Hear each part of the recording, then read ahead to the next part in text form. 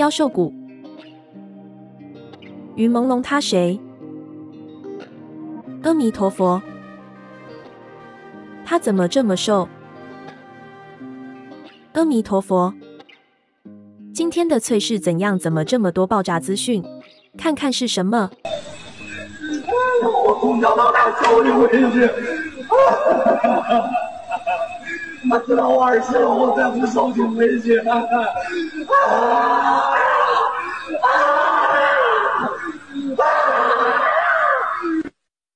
刚刚那个影片是什么鬼啊？原来是外送员在哭哦，现在服务业真难当。等等，这什么？他不是意外吗？以我名侦探柯北的第六感，这事情不单纯。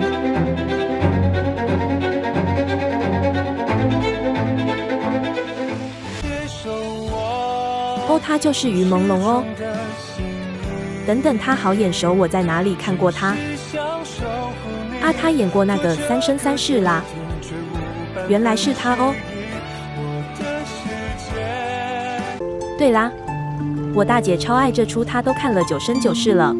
大师兄，有客人找司音，好像是四海八荒第一美男之类的。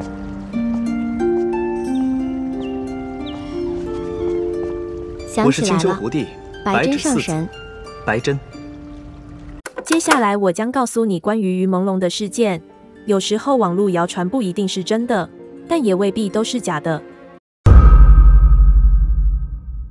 在9月11号晚上的18点44分，于朦胧工作室发布了于朦胧坠楼的贴文。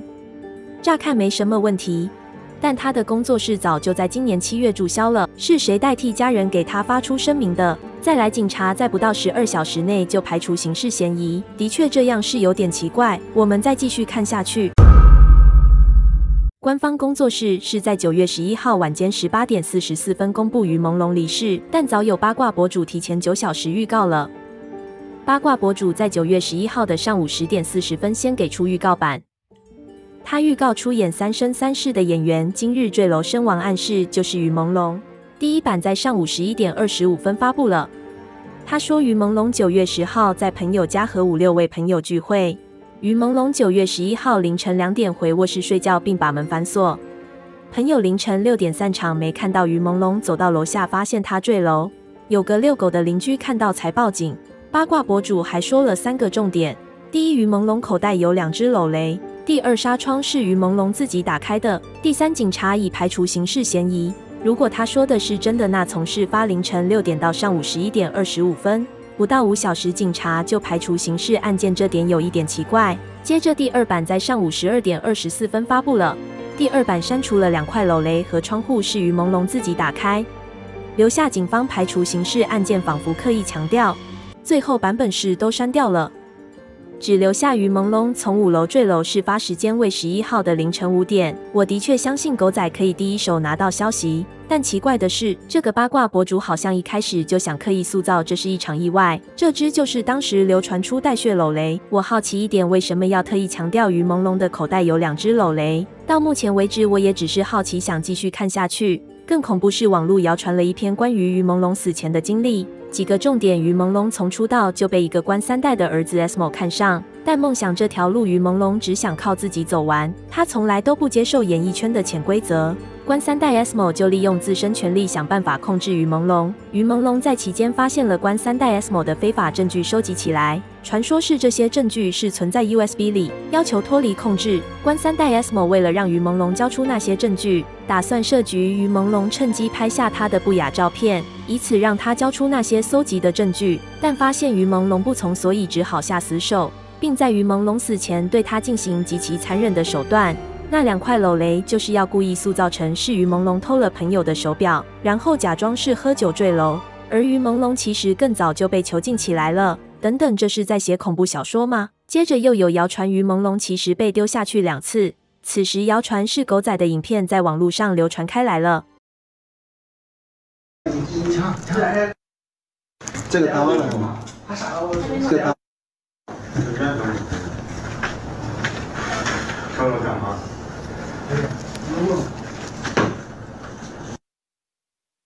真喜欢看，这也真丑啊，丑了，咋了？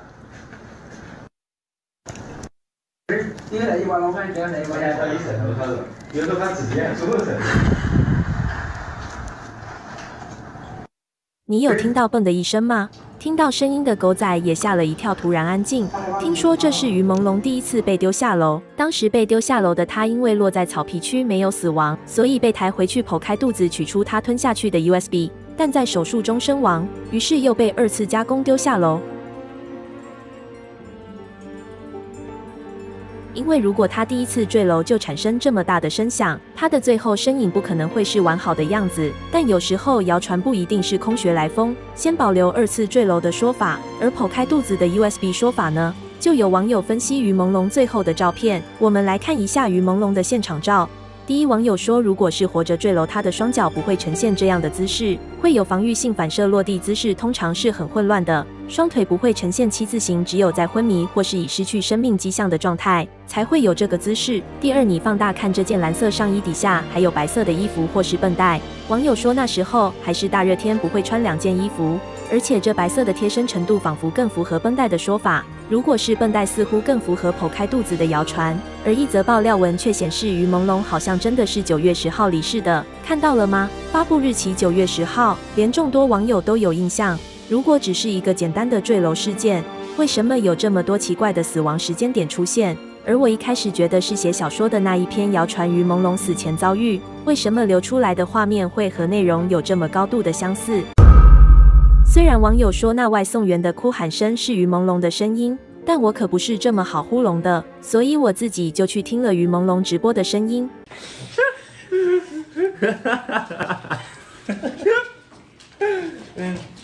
这是外送员的哭声。我知道我儿媳了，我再不受尽委屈。怎么这么像？太像了。这时又一张奇怪的照片流了出来。这照片显示一个男生被倒挂在窗户外，左右2只脚被人抓着。这个窗户好熟悉，这不是于朦胧坠楼的那个窗户吗？红框处就是坠楼的现场，纱窗破掉的那一户5楼。有网友近看发现窗户外满满的划痕，那好像是指痕。那外送员的哭喊声其实是有人被倒挂在窗边呼喊吗？还真的是左边上面也是窗户，所以那晃动的影子是人被倒挂在窗户外挣扎，不可能8天啊！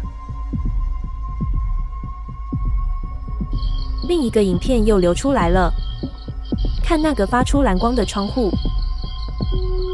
还真的是人被倒吊在窗户外。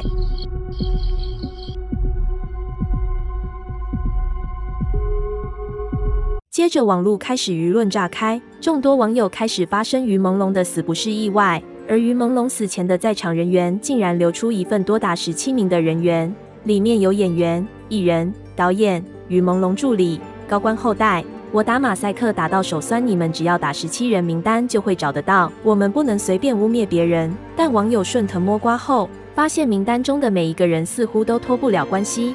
接着又出现了一个奇怪的声明，这声明仿佛要转移大众对这17人名单的注意力。接着就在9月16号，也就是于朦胧过世的5天后，被注销的工作室又发出声明。这次是于朦胧的妈妈出来发声，内容是我的儿子就是喝酒造成意外坠楼，请大家不要再谣传了。警察已和他说明清楚，后事也办完了。好吧，他妈妈都出来说了，应该真的是意外了。但就在这封声明出来后的隔天9月17号，另一封名为窦娥冤的母亲发出了声明，内容是我的儿子在9月11号过世，他不是意外，是被害死的。这位母亲握有很多证据，但她力量单薄，真凶一直百般阻扰她伸冤。她恳请大家帮忙，帮她还她儿子一个公道。这位妈妈还说，她要让她儿子知道，她从未放弃替他讨回公道。最后按上了血手印，留下泣血叩谢。这封声明并未说是于朦胧的妈妈，但她发布的时间就在官方版妈妈之后隔1天，内容都和官方工作室宣告的时间、意外死亡方式一样。有人会做这样恶搞吗？逻辑上不太可能。假如这位才是真的妈妈，那不就代表于朦胧的死不是意外吗？听说至此之后再也没有人见过于朦胧妈妈的身影。大家知道窦娥冤吗？是元朝关汉卿的杂剧代表作，又名为《六月雪》。在酷暑的6月，竟然飘下大雪，象征天地也为了不白之冤震怒，这是形容天大的冤屈不得伸。接着于朦胧过世的10天后，也就是9月21号，负责于朦胧小区的警察局发布了一张净网通告。我知道字很小，我帮你们浓缩一下内容。为了维持网络公共秩序，所以抓了3个造谣的人，没了。我们来看真正有问题的下半部。假设于朦胧真的是9月11号凌晨6点多坠楼，那从凌晨6点到八卦博主第一版的11点多，不到5小时就宣告警察排除嫌疑了。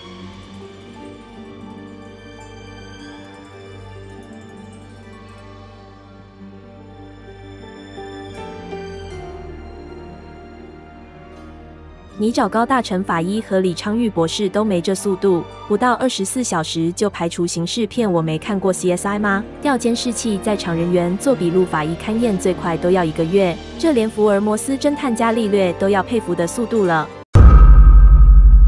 这时候，网络一群人出现了，有来自我方的动森岛民和他方的企鹅团队，以及4面8方的艺人团队福尔摩斯，大家国情不同，但都为了同一件事，那就是替于朦胧发掘真相。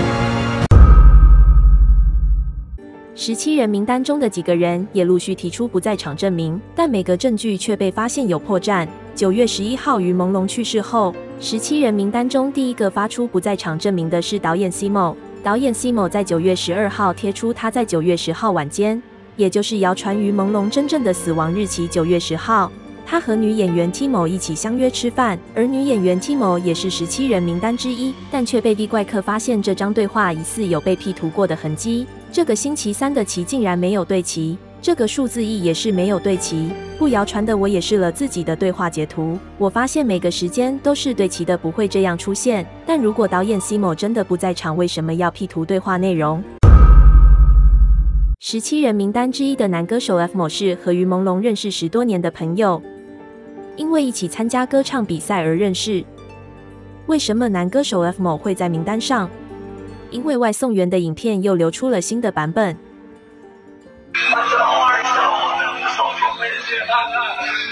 范小花是谁？他又不是在喊男歌手 F 某的名字。但后来被 V 怪客挖出来，原来男歌手 F 某早在10年前的绰号就叫范小花。的确，和我认识10多年的朋友也是叫我绰号，不叫我本名。网络上又有一个从猫眼录到的影片，画面中可以看到一个被搀扶的男生在哭，听说这是于朦胧的声音。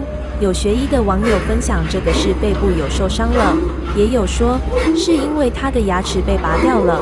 仔细看，走在最后面的那个女生，她好像在用手机在录影。你看她手机上好像有一个大吊饰，倒带再看一次。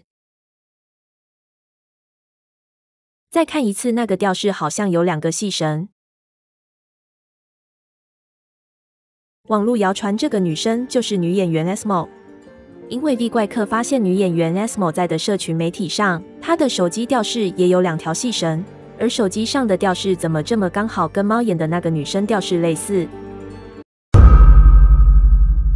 ？17名单中的男歌手 Gmo 在于朦胧去世前的9月9号发布了一个抖音影片。V 怪客发现那太阳眼镜反射有奇怪的地方，放大看似乎有一个男生双手不确定是否被吊着。我记得网络上有谣传于朦胧死前遭受非人的对待，这难不成？再来，男歌手 Gmo 的影片标题打着神经受损麻木感怎么恢复？ V 怪客指出这是指河豚毒素，我自己也去查了一下，河豚毒素真的会有这2个作用。谣传于朦胧就是被打河豚毒素无法行动。而男歌手 Gmo 在9月9号当天，除了上传刚刚的影片之外，同时还更改了一张社群媒体背景图案，可以看到一个娃娃在水中，娃娃的左眼受伤，右手拿一只伞，脚底还有一只法斗。而你放大看那只娃娃的右手有画着一只鱼。V 怪客指出这个娃娃是在暗示于朦胧。等等，这也太爱脑补了吧？但 V 怪客说左眼受伤，于朦胧生前拍戏的确都是左眼受伤。右手拿着伞，于朦胧生前最后一部播出的戏剧就叫一伞烟雨，而于朦胧生前也养了一只法斗，最后那个手臂上鱼的图案，鱼等于鱼。不谣传没错，但老实说，这真的只是巧合吗？新影片又流出来了，这一次你可以听到一个男生喊着另一个人的名字。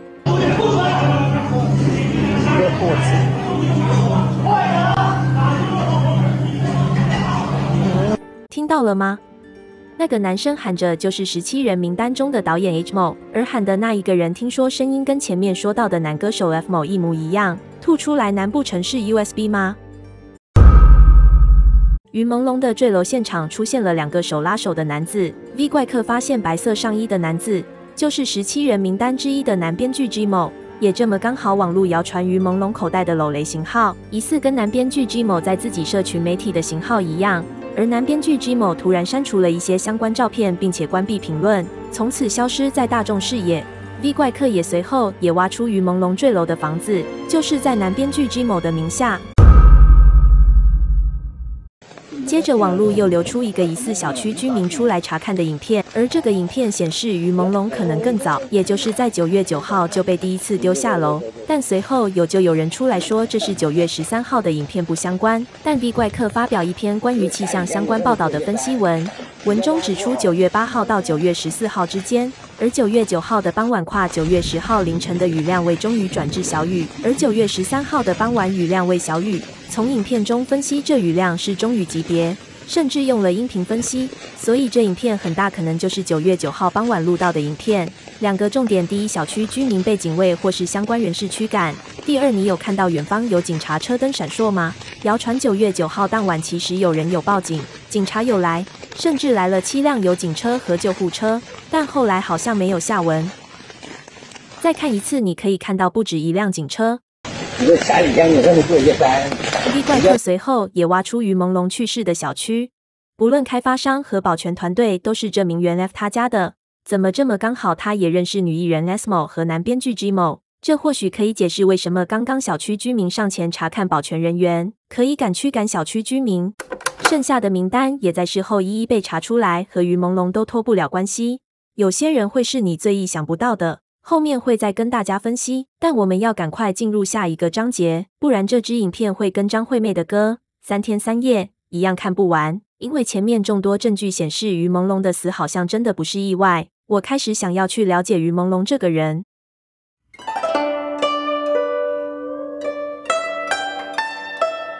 我发现于朦胧是大陆当红小生，演过很多戏剧，搭配的女主角也不乏现在很当红的女艺人。记得当时去查找于朦胧的影片时，第一个看到的是这个紫色外套的影片合集，那是标题名为《于朦胧多次扶起摔倒的粉丝》。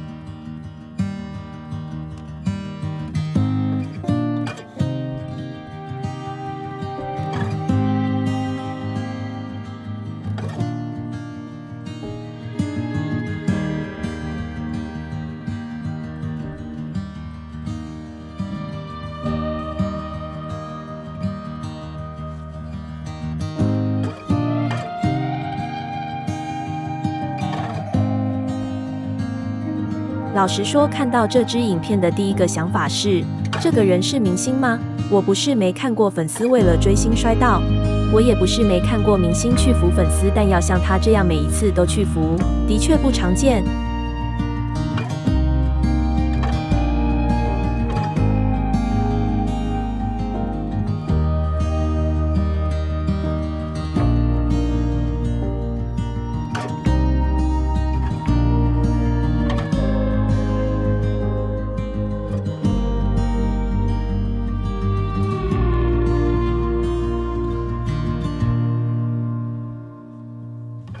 没用过微博的我也第一次去看了一下他的微博，原来他有2000万的粉丝追踪。那在被粉丝包围的情况下，还能注意要摔倒的粉丝，他应该是很在乎每一个人吧？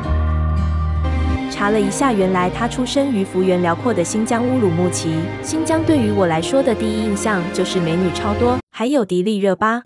再来，这是我看到他第2个影片，我后来才知道，原来他跟我一样37岁，但这影片是2020年，那不就代表这时候他是32岁吗？虽然已经32岁，但为什么他给我有种干净和纯粹感？这让我开始引起兴趣，想去看看他的过往。在更深入了解之前，突然有一则贴文引起我的注意，是一则淘宝的顾客回馈文。网友说这就是于朦胧的留言。不可能吧？先不说大明星买淘宝，买完不只给好评和留着磨多盐，就不太可能吧？没在用淘宝的我也特地下载去看了一下，还真的有这一则留言。会不会是刚好？这是那个号称于朦胧转手分享衣服的影片，但随后网友也和店家确认，还真的是于朦胧。网友也比对了更多细节，影片的转手穿的鞋子和于朦胧的鞋子一样，连手部关节也一样，不然觉得他好用心。我一个普通人在 XP 买东西顶多给5星好评，但他却留言给好评和拍影片。还有网友发现更多细节，他一个大明星怎么睡这种铁架床？这个房间连脚都伸不直，非常的小。随身的衣物怎么放在纸箱中？他买的这件外套不到台币1000元。老实说，这有点打破我对大明星的认知。而且我查了下淘宝购买后，在7到15天内可以评论。我9月底去看于朦胧的好评是在9个月前，那就代表这是他去年年底或今年年初买的。网友说这一款的保暖度不算好，在北京根本无法防寒，也不知道为什么突然有点心疼他。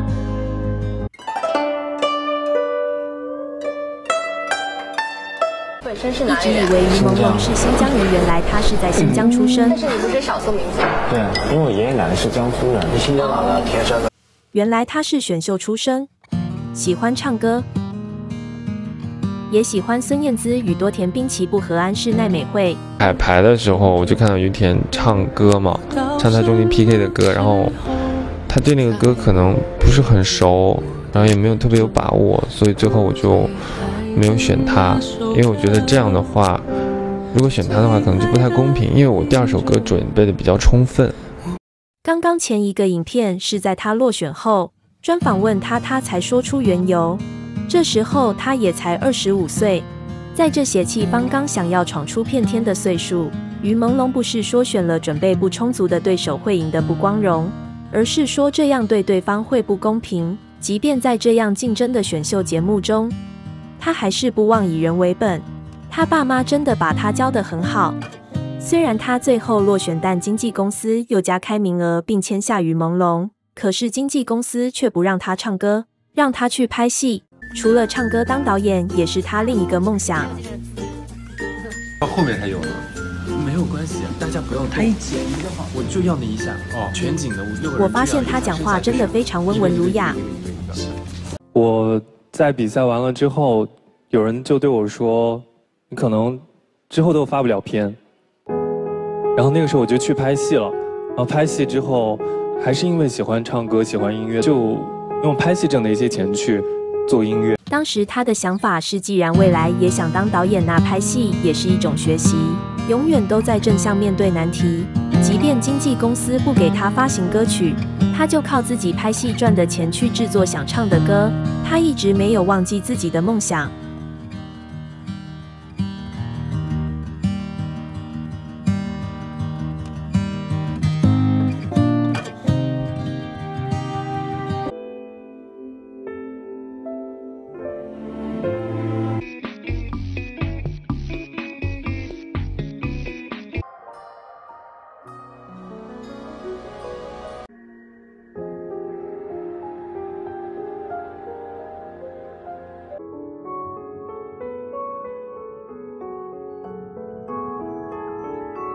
读书时期还获得中文朗诵和英文朗诵前3名。悠悠鹿鸣，食野之苹。我有嘉宾，鼓瑟吹笙，吹笙鼓簧，成筐是浆。人之好我，是我周行。悠悠鹿鸣，食野之蒿。Ah, Sunflower by William Blake. Ah, sunflower, weary of time, who counts the steps of the song, seeking after that sweet golden climb, where the traveler's journey is down, where the youth pine away with desire. 会弹钢琴和拉大提琴。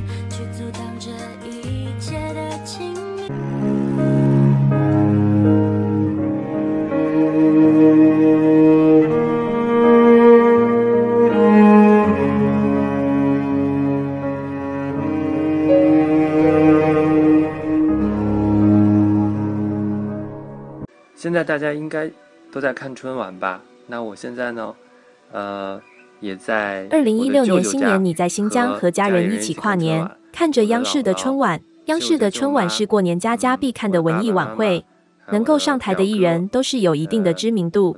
而在8年后，你也如愿站上春晚的舞台，代表你的家乡新疆上台演唱。从新疆到北京，你花了12年，一路上没有忘记自己的梦想。愿望终于实现的那一刻，我想你一定很感动。但真正让我注意到于朦胧，不是他的才华和颜值，而是他刻在骨子里的教养。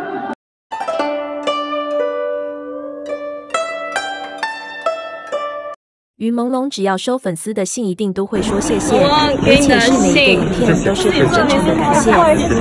妈妈，是我生日，我可以拥有实体祝福。我要给你介绍一下，谢谢，这就是我的叔叔，我是叔叔，我不是白钱儿子。我这是双子线，然后萌萌，你怎么戴口罩了呀？我戴口罩了，好吗？你怎么戴口罩了呀？然后不好意思。谢谢。永远都是看着工作人员说谢谢。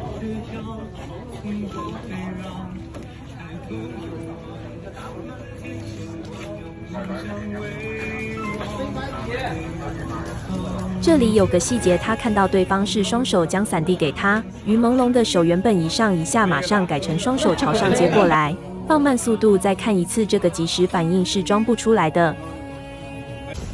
这是一次节目录影后的粉丝影片。整夜没睡的他，既没有臭脸，也没有不耐烦，也没有快速冲入饭店内。他那个膜掉了，情绪稳定到不行。除了不停的谢谢粉丝，还不忘提醒粉丝注意脚边。在人群被包围的情况下，他依然注意每一位粉丝的安全。不冷吗？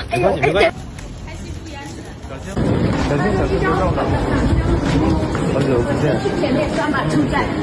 好，改天别撞，我来出动。于朦胧在9月11号离世后，一张公益捐赠书出现在大众眼前。原来于朦胧生前一直持续在做善事，就连离世后，账户依然在自动扣款捐赠，但他却没有高调宣扬。盖体育是替偏乡小学捐书。在2021年的河南水灾，他也捐了台币将近250万。原来他一个大明星睡铁架床，穿淘宝衣服，或许只是想把钱捐给更需要的人。原来你和我一样是爱狗人士。他是名叫福利的柯基，他是火腿，是于朦胧领养来的。给大家打个招呼 ，Hello。在于朦胧的微博上，满满都是他们的照片。他一定非常爱他们。他也说过，只要拍长途戏，一定会把他们带在身边照顾。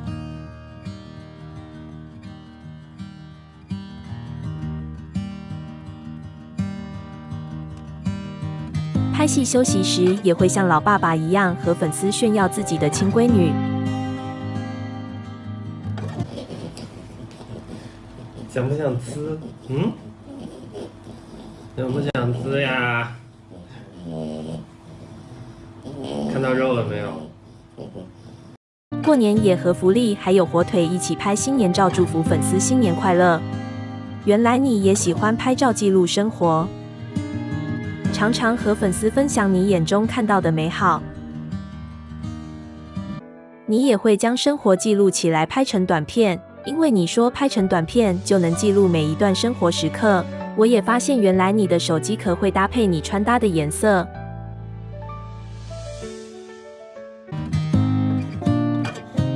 于朦胧也被邻居拍到他在拍花花草草的样子。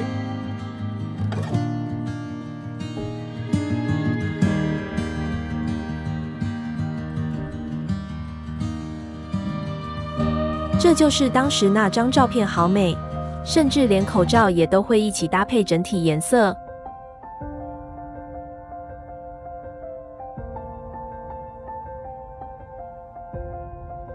我从来都不是你的粉丝，但却被你面对生活的态度深深吸引，因为感觉得出来你是很认真生活的一个人。